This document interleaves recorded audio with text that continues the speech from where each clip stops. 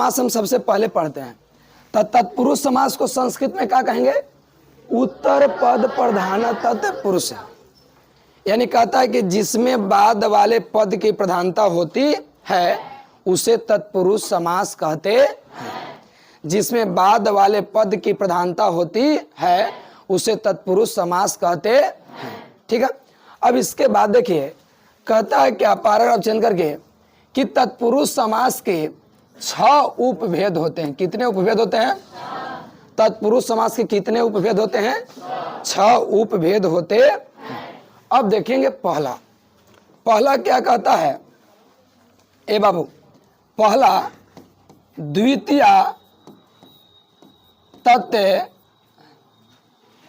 तत्ते पुरुष। पहला क्या है? द्वितीय तत्ते पुरुष। यानी द्वितीय तत्पुरुष सबसे पहले, तृतीय, चतुर्थ, पंचम, षष्ठी और सप्तमी। इतना तक हम जानते हैं, सप्तमी तक 6 हो जाएगा। तो सबसे पहले द्वितीय तत्पुरुष कहा, तो इसका परिभाषा हम लोग क्या करेंगे? देखेंगे। एक की परिभाषा बताएंगे, अब बाकी सभी को परिभाषा आप लोग को ही लिखना होगा। कहा कि द्वितीय है, तब बोलेंगे कि इसमें प्रथम पद द्वितीय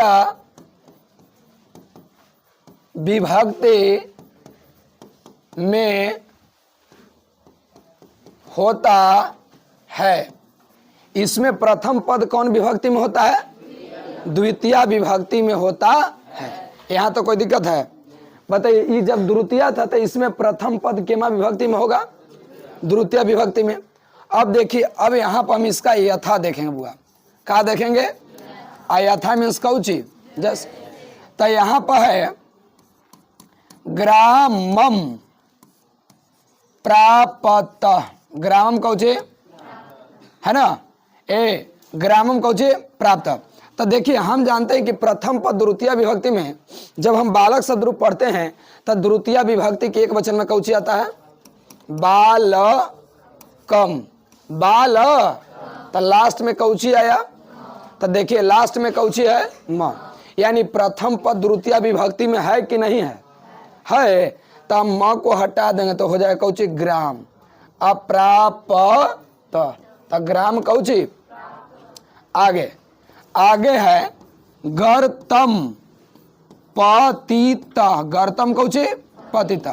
तो म को हटा दें तो हो जाएगा गर्त। क्या हो जाएगा? अपतित।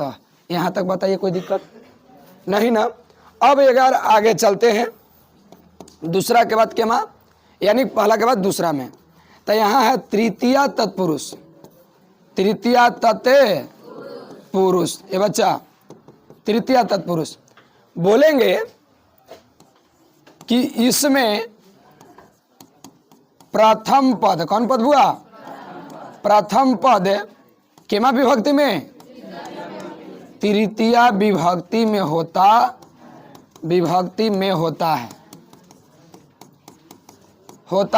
है। इसमें प्रथम पद कौन विभक्ति में होता है?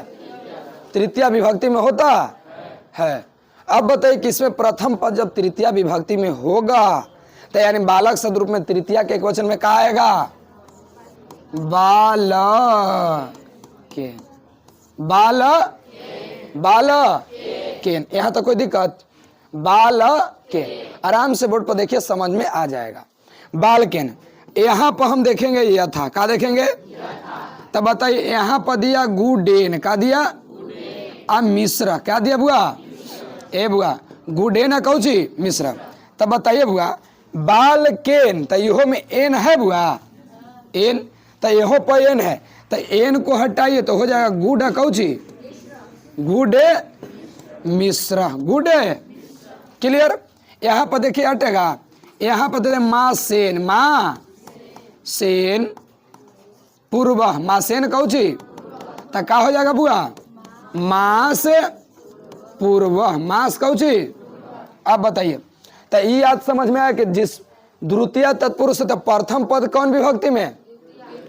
अरे द्वितीय तत्पुरुष है तो प्रथम पद कौन विभक्ति में? और तृतीय है तो प्रथम पद कौन में?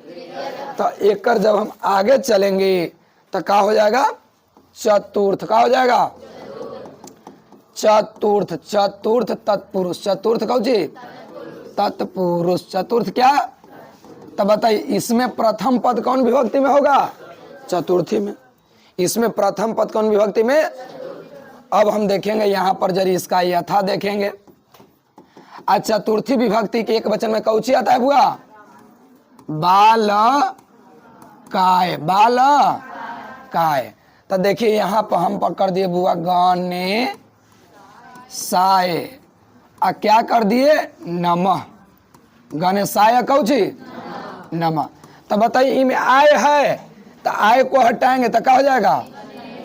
गणेश कौची? नमः। गणेश कौची? बड़ी भारी बात समझ में आ रहा है? अब देखेंगे, जब समझ में आ रहा तो आगे चलेंगे। यहाँ पर अब हुआ बाल काय। बाल अमोदकम। बाल काय कौची? आय को हटाएंगे तो क्या हो जाएगा? बालक कौची?